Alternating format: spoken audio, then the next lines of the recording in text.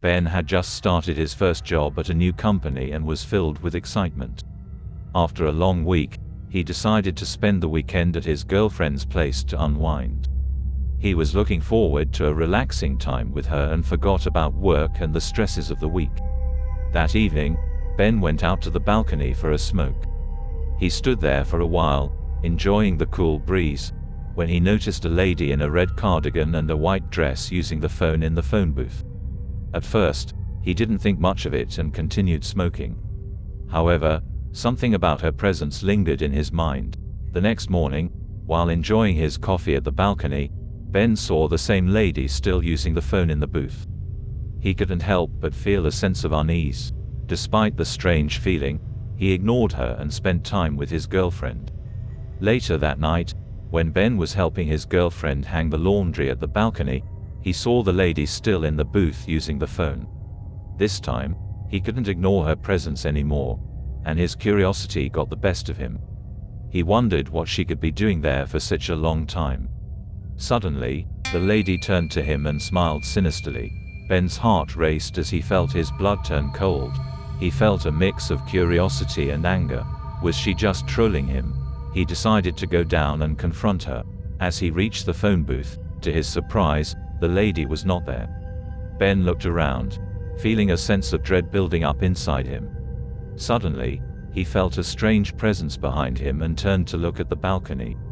The lady was standing there, holding a knife with blood, smiling at him. Ben felt his fear consume him, as he stumbled backward and ran upstairs to his girlfriend's apartment. He couldn't shake off the feeling of unease and worry. Something wasn't right. Why was the lady using the phone booth for such a long time? And why did she have a knife with blood?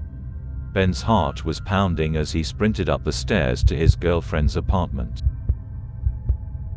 He had a terrible feeling in his gut, like something was horribly wrong. When he reached the door, he found it ajar, swinging open on its hinges. He pushed the door open and stepped inside, calling out his girlfriend's name. But there was no answer, only silence. That's when he noticed the school yearbook lying open on the floor.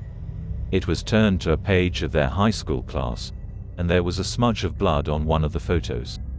Ben's anxiety increased as he moved closer to the yearbook, studying the photo. That's when he saw her, the lady in the phone booth. It was the same woman who had been haunting him for days. How could this be? She had died years ago, back in high school. But then he remembered, she had been his stalker. Fear began to grip Ben as he frantically searched the apartment for his girlfriend. He called her name again and again, but there was no response. Then he saw the blood. It was everywhere, on the walls, the floor, and the furniture. His heart was pounding. His breathing labored as he followed the trail of blood to the bedroom. The sight that greeted him was the stuff of nightmares. His girlfriend lay on the bed, her body mangled by multiple stab wounds. Ben couldn't believe what he was seeing. He fell to his knees beside her, sobbing uncontrollably. But then he remembered the stalker, the lady in the phone booth. She had somehow returned from the grave to torment him. It was impossible, he thought. She had taken her own life years ago. He had rejected her advances, ignoring all her phone calls, and that made her spiraled into despair. He clearly remembers that the news reported her death and she never turned up for school ever since. Ben stood up, shaking with fear and anxiety. He could feel eyes on him, watching him from the shadows. And then he saw her, the stalker, standing just a few feet away. She was smiling that same sinister smile, her eyes locked on him. She started to giggle like a mad woman.